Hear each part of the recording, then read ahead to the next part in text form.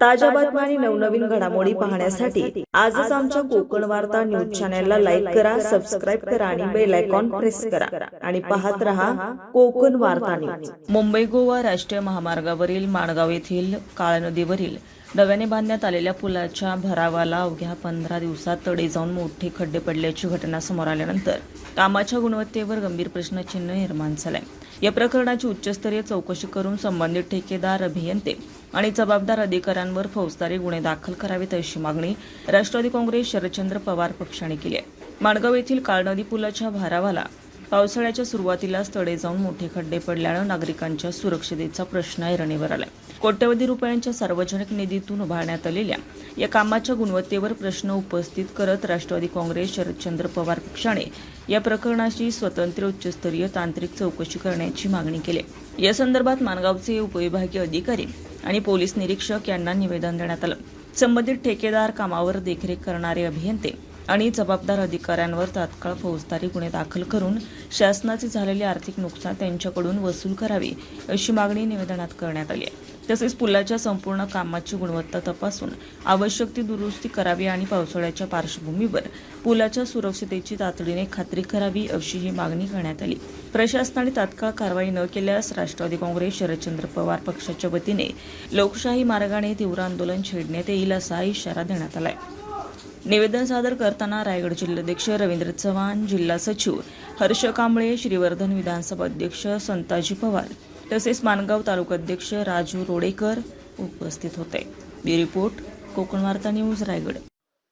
देशातला एकमेव राष्ट्रीय महामार्ग असा आहे की तो 17 वर्ष त्याचं काम चाललंय।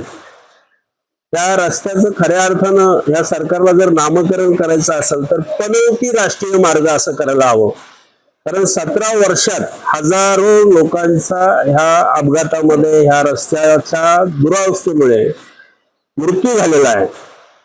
आणि राज्यकर्ते जसं तारीख पे तारीख कोर्टात असते त्या पद्धतीनं हा रस्ता ह्या तारखेला होईल अशा पद्धतीचे तारीख पे तारीख ह्या नागरिकांना देत आहेत। आणि तो 17 वर्ष लांबत चाललेला रस्ता इतका निकृष्ट दर्जाचा आहे कारण त्याच्यामध्ये राज्यकर्ते, कॉन्ट्रॅक्टर आणि शासकीय असणारे अधिकारी हे त्यामध्ये भ्रष्ट झालेले आहेत। खरं म्हणजे या सगळ्यांची, जे कॉन्ट्रॅक्टर आहेत आणि जे अधिकारी आहेत त्यांची सर्वांची ईडीकडनं चौकशी व्हायला पाहिजे। त्यांच्या घरामध्ये गबाड सापडेल मोठमोठं।